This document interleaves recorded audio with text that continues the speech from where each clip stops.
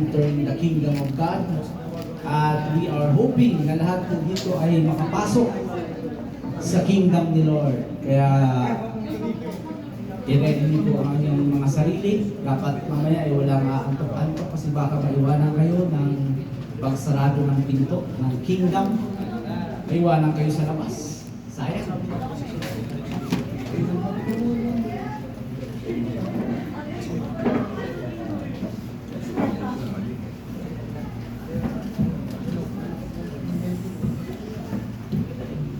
Natin ang ating mga best na pwesto sapagkat kailangan po nating matanggap ang dapat nating matanggap ngayong hapon.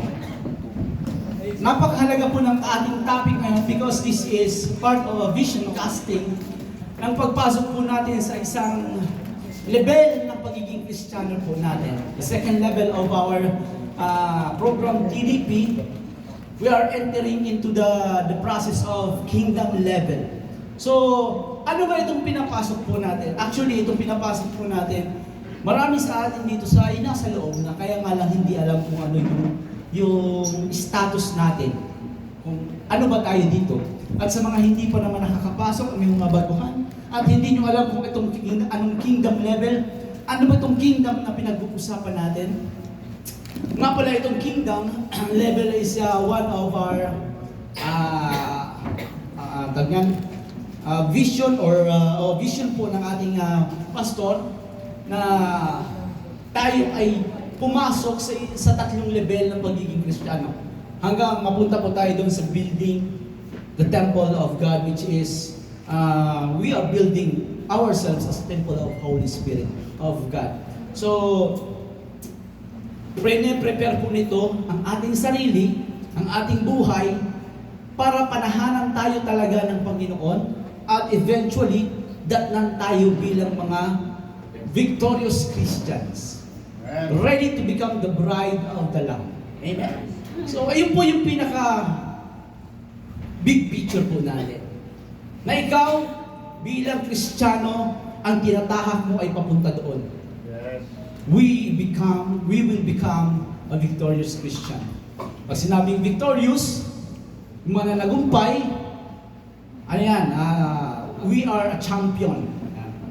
Pag sinabing champion means a series of victories. Hindi lang yung isang beses ka lang nanalo, champion ka na. Hindi yun. Pag sinabing champion, series of victories ang pinapanalo niya. Amen? So ayun po yung ating faith declaration that we are champions of God. Amen? Okay, entering into the kingdom. Are we ready? Amen. Okay, let's read the text. John 3, verse 3 to 5. Itapon mo na. Jesus answered him, Truly, truly, I say to you, unless one is born again, he cannot see the kingdom of God. Nicodemus said to him, How can a man be born when he is old? Can he enter second time into his mother's womb and be born? Jesus answered, Truly, truly, I say to you, unless one is born of water and spirit, he cannot enter the kingdom of God.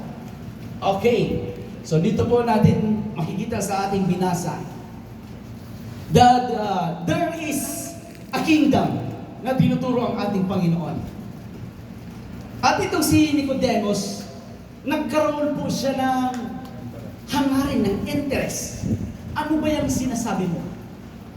Tandaan po natin, that time, yung panahon na yan, walang pakialam po, even the religious people, even the people, ng mga panahon ni Jesus Christ, wala po silang pakialam sa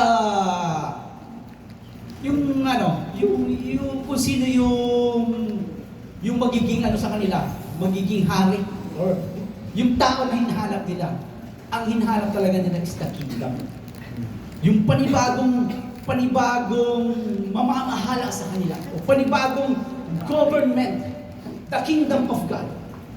So, doon po iikot ang ating tema. Anyway, I will going to tackle about the entering into the kingdom. But first, gusto ko pong ipakita sa atin the importance of entering kingdom of God. Kasi kung hindi po natin alam o hindi po natin malaman ang kahalagahan ng pagpasok doon, so bakit pa tayo papasok? Halimbawa, ako bilang isang madalas bumili ng mga gamit, alam ko kung saan ako pupuntahan. Kaya pag ako napupunta sa mga depot, sa Wilcon, or sa City Hardware, o sa mga All Homes, natutuwa ako yan. Because I know, ang gusto ko makita doon, nandoon. Nakakita ako ng mga tools, nakakita ako ng mga magagandang mga gamit, magagandang materials, na buboost yung aking spirit or na arouse yung aking kagustuhan. Wow, yung ganon. Iba naman yan sa mga babae, siyempre. Sa mga babae, dapat ipasok mo yan sa department store at may mga kailang sale, 50%. Kahit hindi yan kailangan. 50% eh. Bakit dala-dala mo yan? Kasi sale eh. Hindi yan kailangan. Sayang naman. So, iba-iba po yung nag-a-attract sa atin. Kung bakit tayo pumapasok sa isang establishment o sa isang lugar. Iba-iba yung nagbibigay sa atin ng excitement. Dito sa pag-aaralan po natin, I will give you the excitement of the kingdom. Even Jesus Himself, hindi po siya nagpakilala bilang tanggapin niyo ako. Andito ako, tanggapin niyo ako bilang inyong hari. No, ang pinakilala niya is the kingdom. Yes. Naparito ako para ipakilala sa inyo ang kaharian ng langit, ng kaharian ng Diyos. What is this kingdom? This kingdom is the one that we are looking for. Even mga times ng panahon ng mga tao noon, yun po yung hinahanap nila. Kaya yun ang pinakilala ng ating Panginoon. Yes. Nga lang, dun sa kingdom, meron pong tinatawag na door. Merong way. Pero yung way na yun, o ang door na yun, wala silang pakialam. Gusto lang nila yung loob. Kaya lang sinasabi ni Lord, I am the way. I am the door. Kailangan duman sa akin para makapunta kayo roon. Yes. So lahat po tayo, gusto tayo pumasok sa kingdom. Amen? Amen. Pero ipapakilala ko po sa inyo ang way. Ipapakilala ko po sa inyo ang door. At ipapakilala ko sa inyo ang process. Amen. So, kingdom overview. Actually, sabi ko nga sa inyo kanina, marami sa atin dito ay nakapasok na ako dito sa part ng kingdom level na ito. So for how many years na Christians na tayo, alam na natin yung pasikot-sikot ng Bible. We are educated about the kingdom. Kaya lang, yun nga lang, hindi natin alam yung purpose kung bakit tayo naging Kristiyano.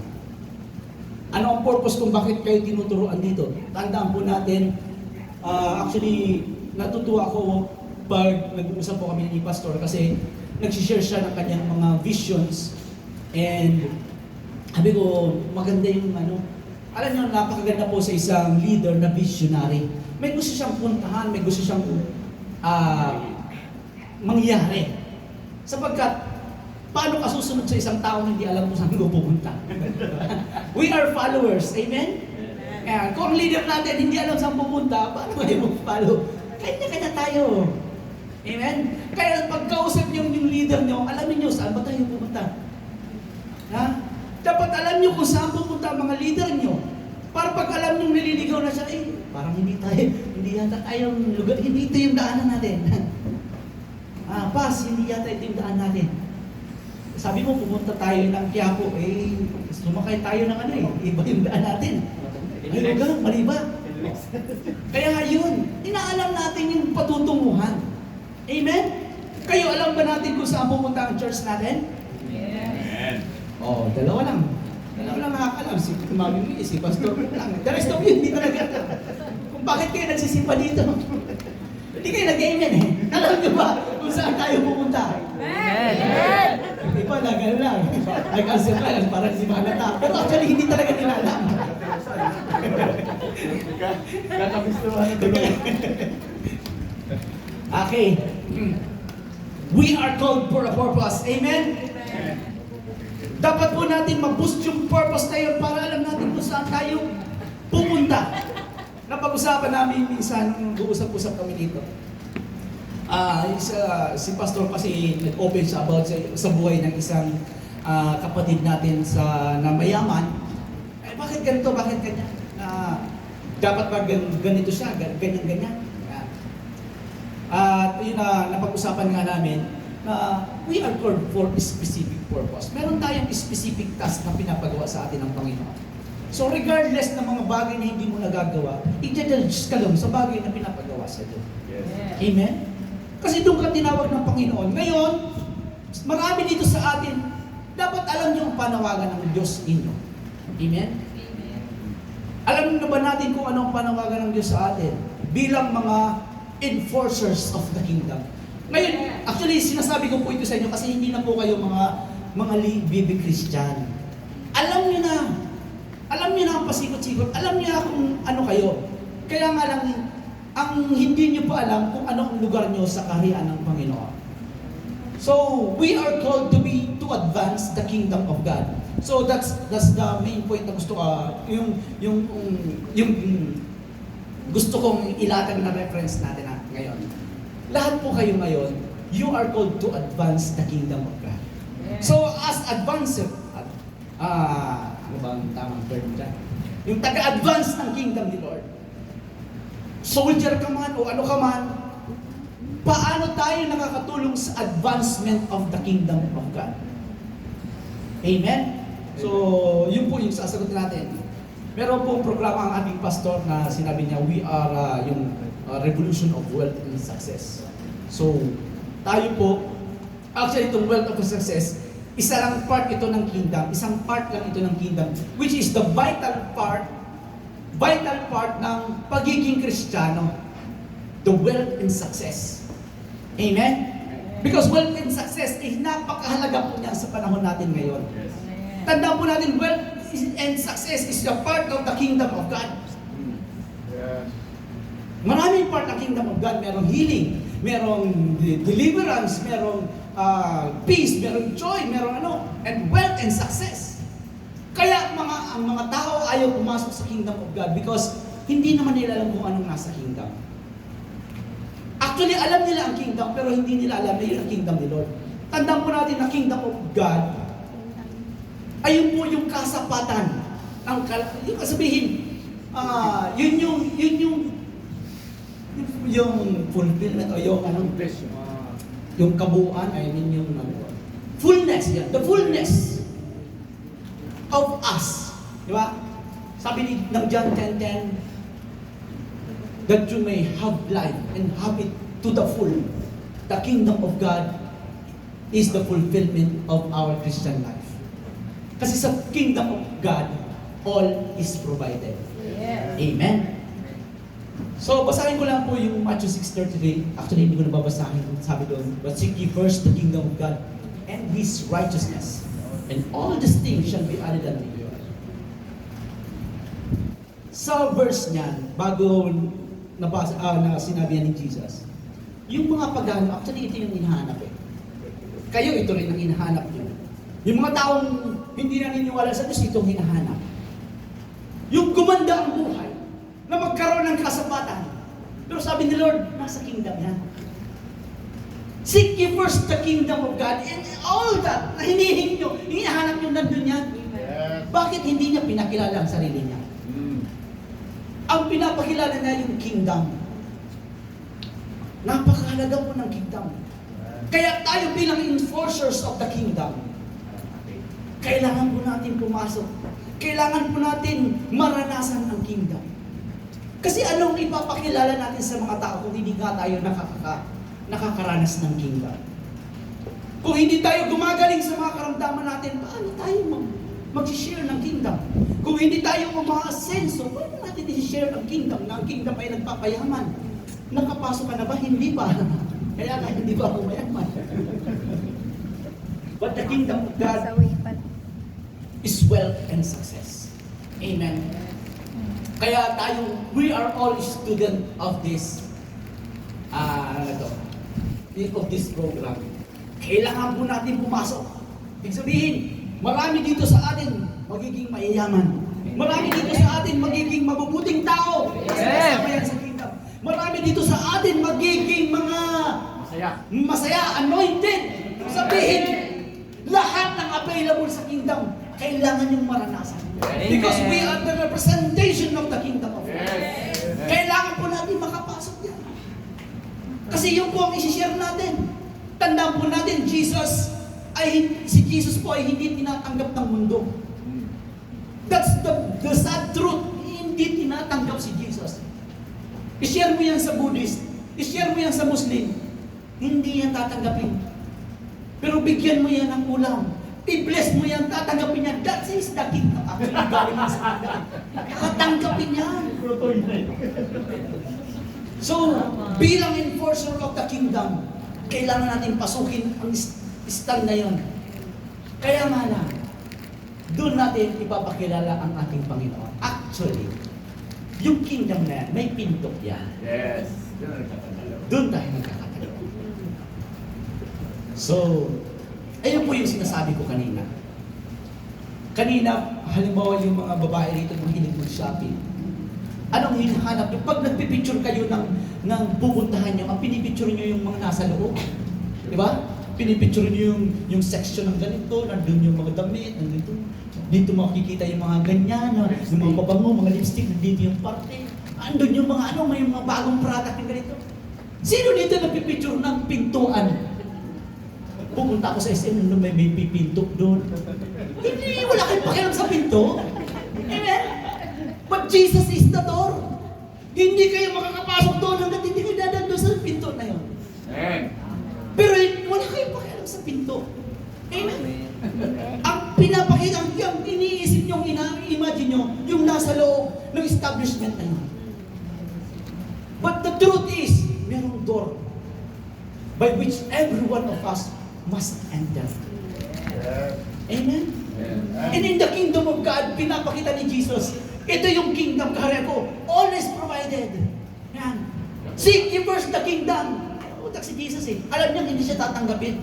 Kaya ang pinakita niya, ito ang kingdom. Ito ang papasukin niyo, always provided. Yan. Kaya nung makita yung Nicodemo, sabi niya, Paano ba? Guro, paano ba pumasok yan sa kingdom na yan? Amen? Gusto ko na dumating sa point na mga kaibigan yung kasama nyo, paano ba maging katulad mo? How to be you po. Ang ganda. How to be you po actually. Sama ka sa akin sa church. Amen. Amen. Okay. Okay. Nagkakaroon na ba kayo ng interest ng kingdom ni Lord? Amen. Ang kingdom po ni Lord ay nandun na po yung lahat. So, ipapakita po natin yung product. The kingdom of God is our way of showing God Himself. Ito yung isang point na gusto kong sabihin po sa importance, sa overview ng kingdom. Hindi pa po tayo nasa topic, nasa subtopic pa po tayo. Gusto ko lang ipakita sa inyo kung bakit kailangan natin pumasok. The kingdom of God is our way of showing God. Ito yung sinasabi ko sa inyo kanina. Kailangan ipakita natin ang kingdom ni Lord para tayo makahingayat ng mga taong gustong pumasok sa kingdom ni Lord. Amen? So, kailangan ka talaga natin gumanda yung buhay natin. Tanda po natin, hindi lang ang kayamanan ng kingdom ni Lord. Baka marami sa atin dito gusto lang yumaman. Kasi yun lang ang parang hindi. Kasama sa pagyaman, yung pagiging magandang ugali, kasama yan sa kingdom. Righteousness, di ba? Kasama yung righteousness, kasama yung peace, dapat hindi ka magagalitin. Pag nasa kingdom ka ni Lord. May joy ka lagi, laging mabigas. Mabugasan. Si Amel, natatawa ko, ay ako pag tumatawa, lakas ko. Sa akin kaya pag gumanyan, mabugasan yan. Sabihin, maraming bigas sa bahay, kaya ako makatawa bigay na bigay. Hindi nagkukulang. Ayum-yum lang, wala na. Kabaliktaran naman yan ang mga ano, yung sabi ni Bilang Hart, bahay, na tawa ang eh. tawa daw mayaman ay bilang. Iba naman yung pausap. Pero doon sa probinsya, pag mayaman ka, marami kang bigas, ang tawa mo, malaki talaga. Walang tingin.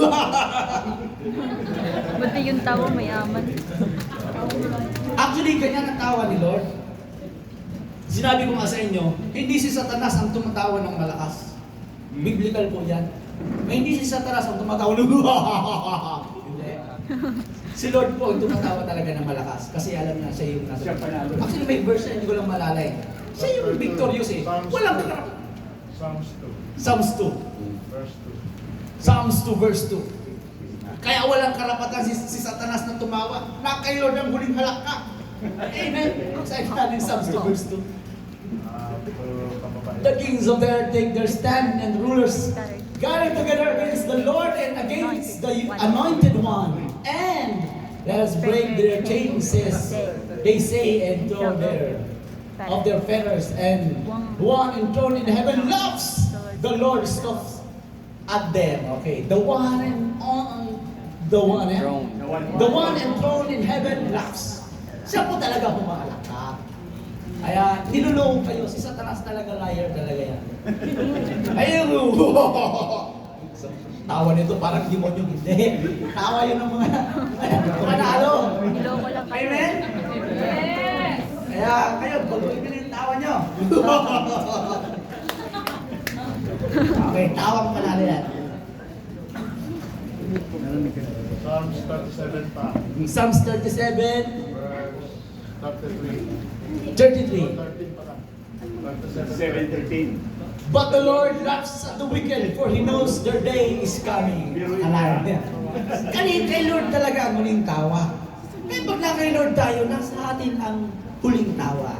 Amen? We are victorious. Amen? Okay. People are looking for convenience. Sabi ng Luke chapter 16 verse 16, kala ko ito yung binasa ni Pastor kanina pero hindi pala eh. Sabi niyan, the law and the prophets were proclaimed until John. Since the time the good news of the kingdom of God is being preached and everyone is forcing his way into it. Since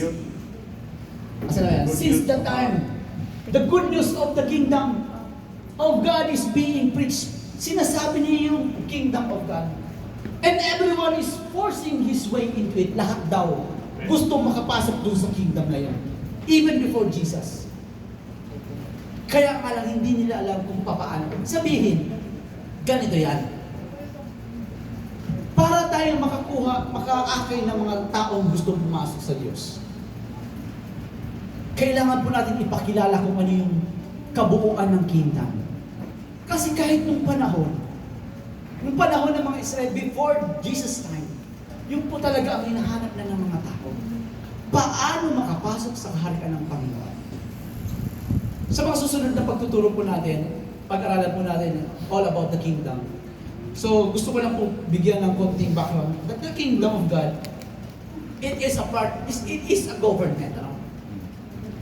Government ito, na hinahangad ng mga tao noon na mag-overthrow ng panibagong government. So, hinihintay talaga nila na maghari yung Diyos. Kasi noon talaga, gusto talaga ni Lord, siya yung king. Kaya nga lang, dinispice siya ng mga tao. Di ba? In the book of Judges, in the times of Judges pala, si Lord ang hari. Kaya nga lang, humingi ng tao yung hari na tao. Someone. Sa buhay ni Samuel. Kaya, pero pinangako ni Lord, dating ang araw, maghahari uli ako at ang aking harian ay magpakailan pa man. Ito yung nangyari sa lahi ni David. Okay? So, ninais talaga ni Lord noon pa man, nasakupin na tayo ng kanyang kaharian. But the kingdom of God is here on earth. Tandaan po natin, gusto ko lang balikan yung usapan namin ni Pastor Louie, which is si Pastor Louie, one of the napaka-visionary na tao. Sabi niya, darating ang araw na ang church ay may sariling government. That we are the option of the government. Yes. Amen? Gusto ba, yun yung gusto kong mangyari din sa atin. Makita sa atin pala that we are the option of the government. Pag sinabing option ng government, kung ang mga tao hindi makapagpagamot dahil walang pera, meron ang simbahan, libreng hospital. Bakit pa kayo pupunta doon sa ano? Doon sa LDGM may libreng hospital. Pag born again lang kayo. Hawak po natin ang transportation. Hawak natin ang water district. Hawak natin ang energy. Hawak natin dahil mayaman po yung mga Kristiyano. Kung isa yung mga CEO, pag may-ari mo ang isang ganitong industry, you are an option of the government. Ang kailangan lang, mag-born again kayo para pakinabangan nyo ito. Amen? So, that is how we enforce the kingdom of God. Tayo ang mga enforcer ng kingdom of God. Tandaan po natin. Kaya ngayon, you have a purpose kung bakit ka nandito. You are one of the general na din-train ni Lord.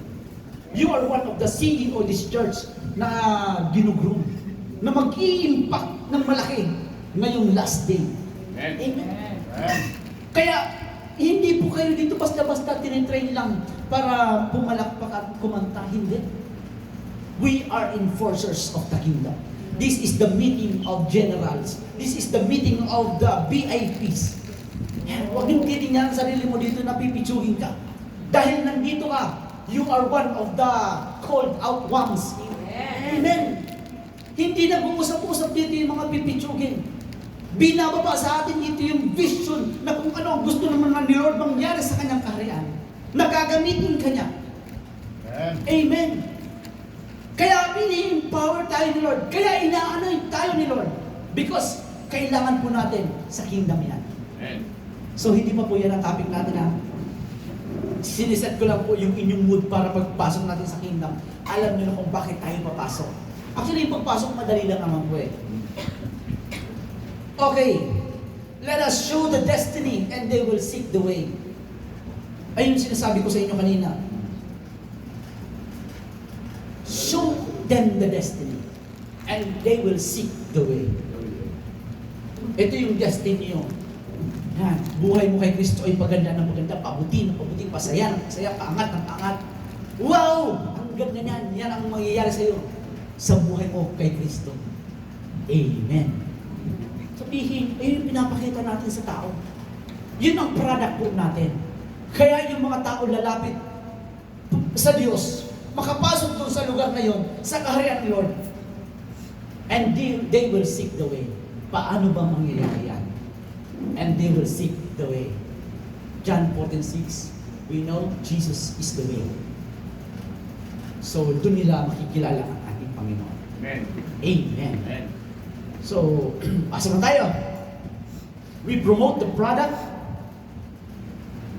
Yun po yung ating, ang ating battle cry.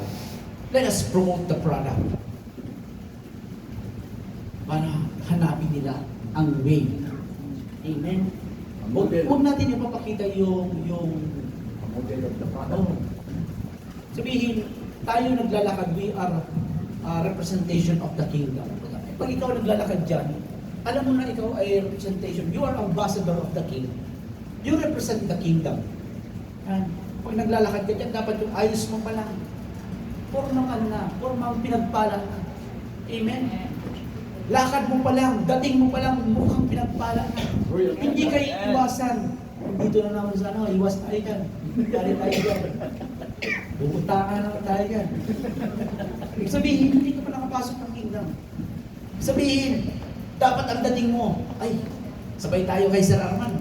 Librihin tayo niyan. Ay, mga dating. Ganon. You are the enforcer of the kingdom. Yan po tayo. We are moving in an influence. Amen? Dating mo palang madating na. Hindi lang madating, madatong pa. Amen? Amen. Ayan. May dating, may datong. Amen? May dating at may datong. Okay, let us go. The process of entering the kingdom of God. So we focus on advertising the kingdom if we want people to be born in it. So sinabi, Jesus is the way, He is the door of the kingdom. Okay, how do we become the kingdom, a citizen of the kingdom? Balik tayo dun sa text. Okay, sabi dun sa verse 2, sa John 3, He came to Jesus at night and said, Rabbi, we know that you are teacher who has come from God, for no one could perform the signs you are doing if God were not in him. Just very truly I tell you, no one can see the kingdom of God unless they are born again. Okay? Ipabuhay daw muli. They cannot see. And sabi sa verse 5, Verily, truly I tell you, no one can enter the kingdom of God unless they are born of water and spirit. Okay, there's a pattern kung paano tayo makakapasok, kung makaka-enter. Sa una, you must be born again to see the kingdom of God. Be born again to see the kingdom of God. And if you want to enter into the kingdom, you must be born of water and spirit. So, ang gusto sabihin po dito ni Jesus, na kailangan po natin may panganak sa panibagong dimension ng buhay natin. Actually, sabi doon sa verse 6 yata, ano nga yung verse 6? Flesh gives birth to flesh, but the spirit gives birth to spirit. Ang naipanganak sa laman ay laman, at ang naipanganak sa espiritu ay espiritu. So, kailangan po natin pumasok sa kingdom ni Lord. What is the process of entering into the kingdom? So, alamin po natin ang process ng paano maipanganak muli. So, yun lang naman po yun. Napakasimple. Kailangan mo ipanganak muli. In the spirit. Simple-simple. So, pag sabi ko na to, tapos na tayo, uwihan na tayo. Hindi, meron ba na ito? Okay. Gagawin ko lang pong illustration yung process kung paano naipapanganak yung isang tao. Okay? As an illustration, ano? Kasi same lang naman yan eh. Those who are born in spirit, flesh is flesh. Born in flesh is flesh. In spirit is flesh. Is spirit. Yan. We must born in it. So kailangan daw natin maipanganak sa kingdom. Isang paraan para tayo maging kingdom citizen ay ipanganak mismo doon sa lugar na yun. So isang way yun. We must be born as a citizen of the kingdom. We must be born in the spirit. How do we become born again in the spirit? So, meron po akong 5 process na naisulat dito as an illustration kung paano nabubuo. Ang tamang term niya sa English. Nabubuo yung isang tao. Una, fertilization. Ito is sa mga biology class natin. Fertilization. Ano ba ito? Dapat dumating sa point na ikaw ay ma-fertilize or maging fertile para magkaroon, pumasok ka dun sa reproduction, in process of reproduction. Kailangan maging fertile ka. Pag sinabing fertile, mature. Nasa tamang edad ka. May tamang hormones para tanggapin yung seed. Katulad po ng sinabi sa Luke chapter 13, na dapat tayo ay matabang lupa para tanggapin ang buto na hinahagis na tinatanim sa atin. Tandaan po natin, hanggat ang puso po natin, actually yung fertile na yan, it speaks of the heart ng tao na kailangan ready siya sa mga sinasabi o sa mga itinatanim ng salita ng Diyos sa Kanya. Na hanggat hindi po mataba ang puso po natin, wala pong mabubuhay sa inyo. Hindi po kayo pananahanan ng banal na espiritu hanggat matigas ang inyong puso. Paano ba yan lumalambot? We cultivate. Tandaan po natin, ang banal na espiritu ay nagko-convict ng mga puso ng tao. Pero pag ang puso po natin ay pusong bato, kahit anong conviction ang gawin sa iyo ng Banal na Espiritu at pinatitigas mo pa. Kaya nga sinabi ng Bible, if you hear the word of God, harden not your heart. Sabihin mo, kung patigasin ang puso mo. Kasi maraming tao, naririnig na nga yung salita ng Diyos. Naririnig na nga yung pangangaral ng salita ng Diyos. Tandaan po natin that Jesus is the Word of God. Jesus is the way. Na kailangan may pasok si Jesus sa puso po natin.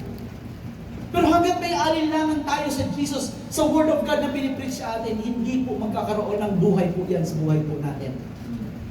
So, you need to be fertile. Pag sinabing fertile, mature, mabubuhayan ka. Pwede ka nang buhayan. So, dito sa atin, sa pagiging tao, so may edad po yung mga babae na nagiging fertile sila, na pwede na silang mabuntis.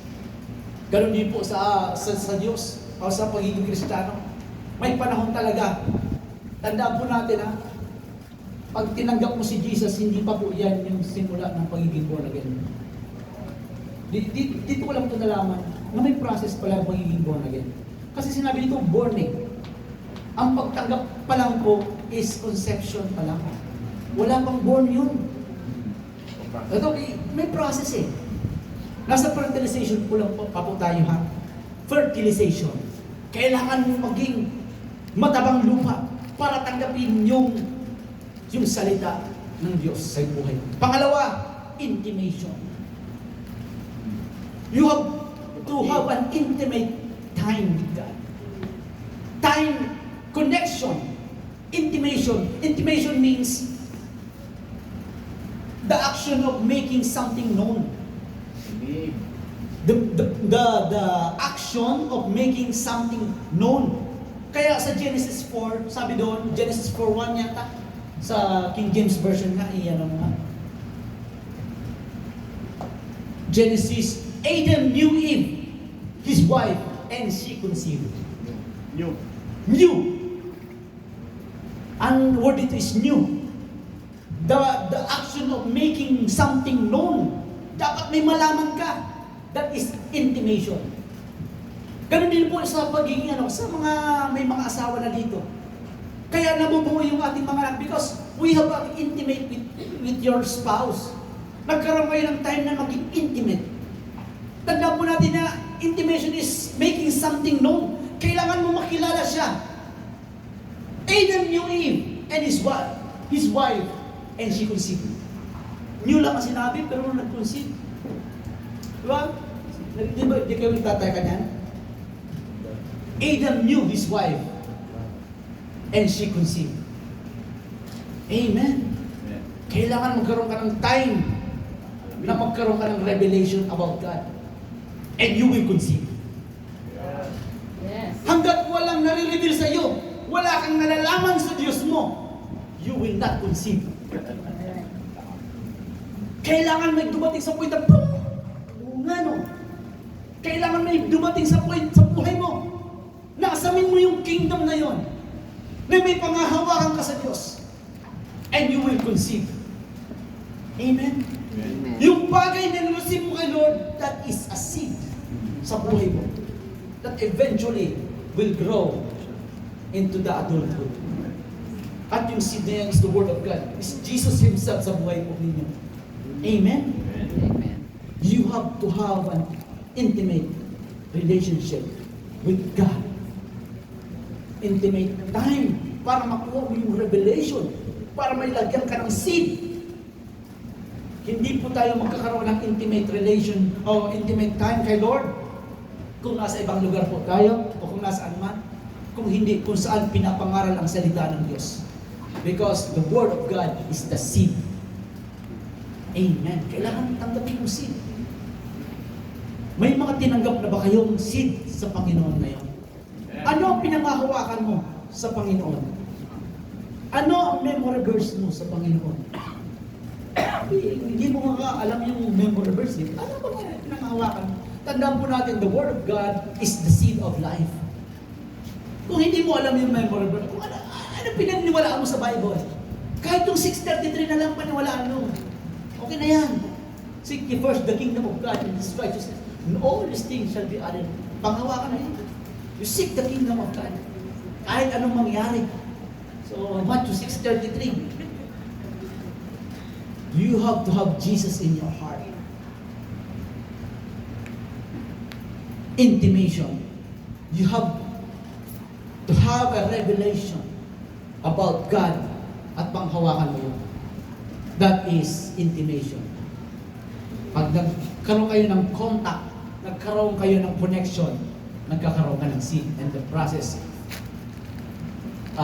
Papasok tayo sa process ng conception. You will conceive. Ito na yung may mabigat. Wala pa pong born ito ha. Hindi pa tayo pumapasok sa born. Nabubuntis pa lang kayo. Wala pang born. Kala nyo kasi mga born again na kayo. Pag tinanggap nyo si Jesus, born again na kayo. Hindi pa. Dito ko lang ito nalaman eh. Kaya pala maraming nagsasabing born again sila, hindi naman totoo. Oo, kasi hindi na talaga sila born again. Kasi ang born again, sinabi, if Jesus is born in you, automatically you will enter into the kingdom of God. Marami sa atin wala sa kingdom ni Lord. Isa lang po ang kahulugan niyan, hindi pa po tayo ipapanganak. Kasi automatically, if you are born, automatic you enter into the kingdom of God. Wala lang sinabing process dyan ha. Pag panganak ka, automatic yun. Kailangan hindi pa po tayo pinapanganak. Marami po sa atin dito, pitos pa. Wala ka pa. Kaya hindi mo pa nararanasan yung kingdom ni Lord. Ang masama dito, marami sa atin, aborted. Nasa conception pa lang po tayo. Every time na tayo nakakarinig sa salita ng Diyos, nasa conception pa lang yan. At may process po ang conception. How many months? 9 months. Sa tao yan. Sa elepante, 5 years. Ngayon kung pagbalaki ang pinaglilihi mo, matagal-tagal. Ilang taon si Abraham nanganak o nagkaroon ng isa? 100 years. 30 years, di ba yung conception niya? Oh, sinabi sa kanila, Lord, you will have a son. 7 years. Pero after 30 years, nagkaroon siya ng anak. 75 years. 25 years. That's the time of conception. Kasi ang laki Napakahaba po ng time ng conception. Kaya nga lang si Abraham kasi, ang pangako sa kanya is nation. Eh kung ang hinihingi ko lang ay rice cooker lang naman. Bukas na, okay na yan. Lord, kailangan mo ng rice cooker. Eh, hinapan na ako magluto. Kasi kailangan bantayan. Eh, baka bukas, okay na yan. Depende yan sa inihingi po natin. The process of conception, yan po yung crucial part ng pagiging born again. How? Because conception, una, na itatanim po sa atin ng Holy Spirit. Actually, ito yun ha, sa conception, wala po nakakaalam dito. Basahin po nga natin yung sa verse 7 yata ng John 3. Ituloy po natin ha. Marvel not that I said unto thee, ye must be born again. Tuloy. Verse 8. The wind bloweth where it listeth. Meron bang ano dyan? May Indian na natin. The wind blows wherever it pleases. You hear it sounds, but you cannot tell where it is. Narinig nyo yun, pero hindi nyo alam kung nasaan. But you cannot tell where it is, where it comes from, or where it is going.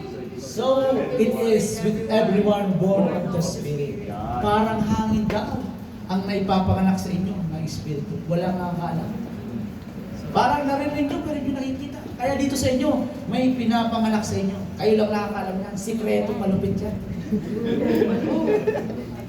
May pinapanganak sa inyo ngayon. Hindi namin alam, hindi ko alam. Kayo lang nakakaalam. May nagkukutab-kutab dito sa dugan niyo. May kumakabog-kabog dyan sa inyong dibdib. That is the seed of faith. Parang nabubuhayan ka, that is a seed of faith. If you receive that today, you are undergoing the process of conception. Meron kang pinaniniwalaan sa Diyos. Yes, Lord. Ako ang susunod na seed yung para sa church natin.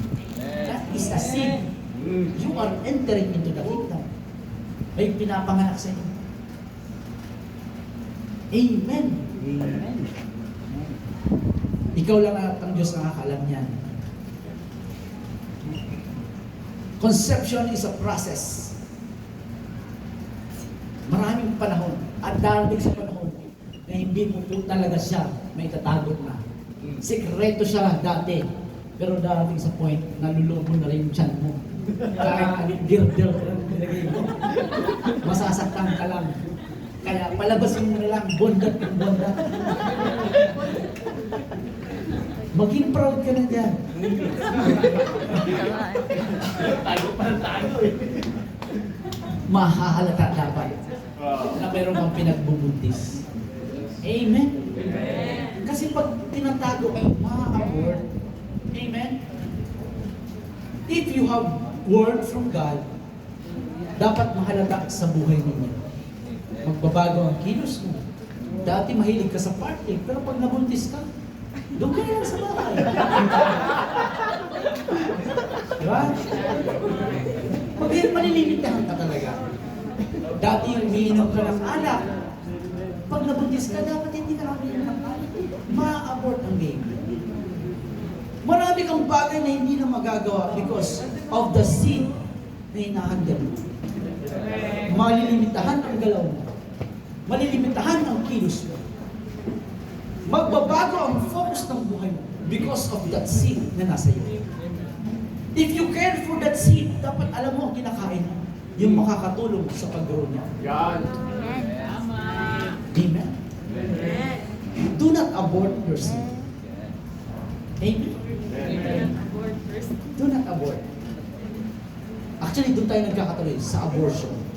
Kaya paulit-ulit tayo Christian. How many years ng Christian? Buntis ako. Buntis. Buntis ako, buntis ako. Hindi pa ba nasisira ang matres niyo?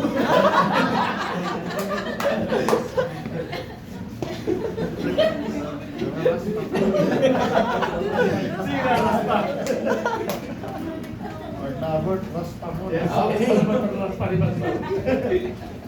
Next, papasok na po tayo sa kabuwanan. The labor. Wow! Ang pinakasakit. The labor pain. Acts 14 verse 20.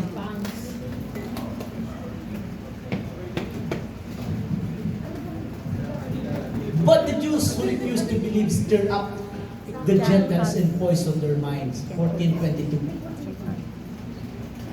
Sabi dyan ni Paul, strengthening the disciples and encouraging them to remain true to the faith. We must go through many hardships to enter the kingdom of God. We must go through many hardships. Ang pagpasok mo sa kingdom ni Lord ay hindi mo basta-basta. Ito po yung masakit na part. Na kailangan pag marami sa atin, pag tinanggap ang pagiging born again, gaganda ang buhay, hindi. You will go through hardships in life. Many, ang sabi ni Paul, many hardships to enter the kingdom of God. You will suffer the labor pain. Amen. Actually, itong labor pain, ito yung dahilan kung bakit kailangan natin ipanganak ulit si Jesus. Kasi ito po yung sinabi, hindi ko alam kung this is tagubilin ng Diyos kay Adan, na sa iyong panganganak ay makakaranas ka ng sakit. Parang sumpa, pero parang ang dating sa akin, isa siyang babala o para siyang isang direction o isang advance ano. Kasi may kailangan mo ipanganak ulit si Jesus kasi nawala yung seed sa buhay nila eh. Nawala yung spirit sa buhay nila. So kailangan ipanganak. So sabi sa ng Diyos kay Eva, you will sa iyong panganganak makakaranas ka ng sakit. So ito yung if we want something to be born, huwag po kayong takot sa sakit. Yung only way. Ilang pages ha. Oh, that's the only way na kailangan mong magkaroon ng isang bagay na hinihingi mo sa Diyos. Pain is the key. Amen? Trouble is the key. Hardship is the key. Oh. So, huwag po kayong hihindi sa hardship. Embrace hardship. I-embrace nyo ang kasakitan. Embrace nyo yung hirap ng paglilingkod sa Diyos because that is the key. Embrace hardship because you know that you are nasa kabuwanan. Ayun yung maganda. Pag nandun ka na, yung parang hirap-hirap ka na. Yun na yun. Yung parang susuko ka na. Pinagsakluban ka na ng langit at lupa. Nandun ka na eh. Kung kailangan mo ng sumuko. Yung parang noon, ayaw ko na. Tinatawag mo na lahat sa mga nanganak. Tinatawag na lahat ng santo. Binumura na yung asawa. Ituloy mo lang. Iri mo pa. Kaya mo ba yan? Andyan ka na eh. Pag sumuko ka, mamamatay ka at mamamatay yung bata. Huwag kang susuko. Pagka-atras, ituloy mo lang. Tama. Because you are in the process of birthing pain. Yes. At ang kasunod yan, alam niyo na, pag pumutok na yung panubigan, you are born Again. again. Yes. Amen. Yes. And when you are born, you are now a citizen. Congratulations. Yes. Doon mo maranasan ang kingdom ng Lord sa buhay mo. Romans 8:15.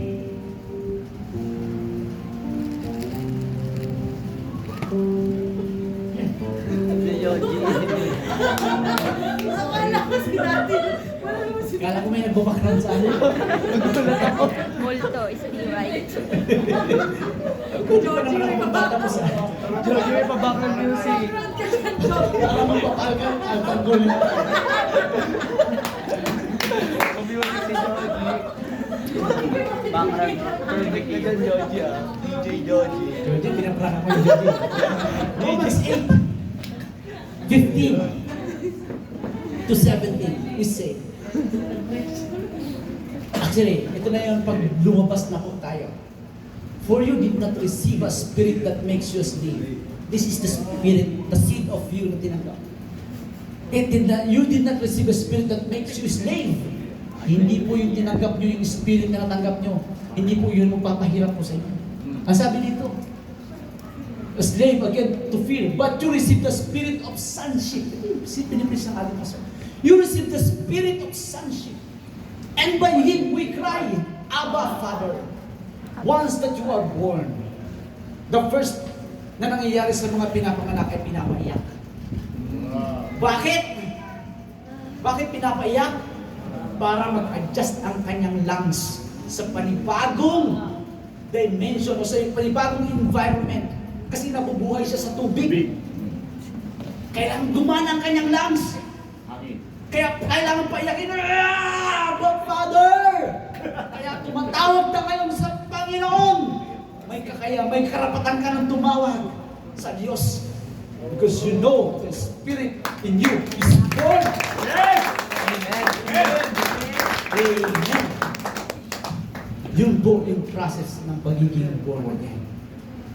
At yung pagiging born again na yan, doon po lang po tayo makakapasok sa kingdom ni Lord. You enter into the kingdom of God.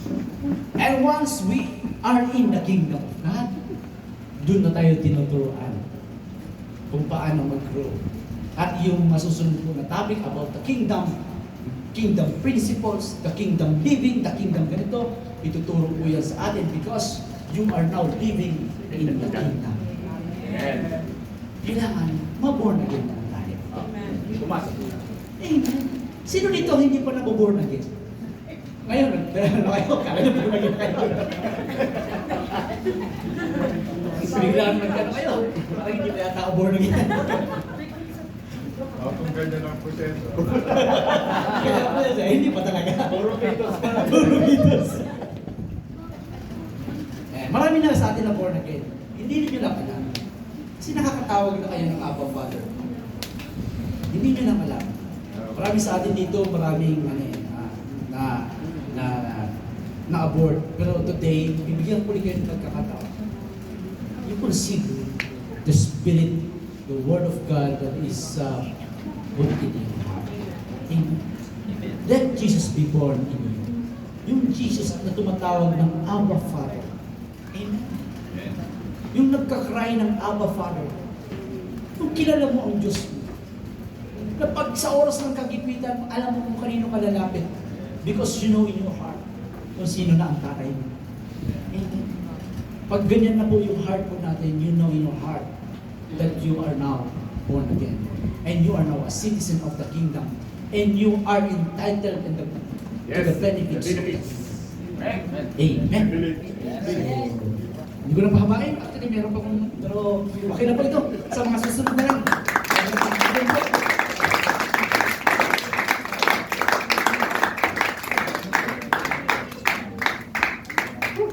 Yun. May natutunan tayo. Amen. Ganun pa nakalalim na. Hallelujah.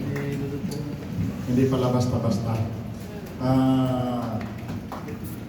The word, nagustuhan ko yung pag dumating na sa panahon na ikaw ay papanganak na. Ano nga yun? Take note the word labor pain. Marami kasi pain dito sa mundo. Hindi naman nagle-labor. Ulitin to. Labor pains. Ano ibig sabihin ng labor? Trabaho. Ha? Pagpapagal. Work. Nag-pain sa work. Kailan? Pag hindi mo nararanasan ng pain, yung sabi kanina na parang susuko ka na, parang ayaw ka na, parang gusto mo na lang bumalik sa kung saan ka nagmula, parang pa-abort ka na. Ha? Pag hindi mo pa yung nararanasan, mahirap, mabalabo pa ang tinatawag Layo pa. na Kabuanan. kabuwanan. And actually sa conception,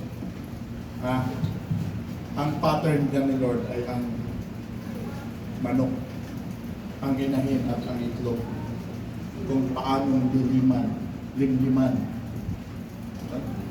Niya, O Jerusalem, Jerusalem, makailang ulit kong nais kang ipunin, no?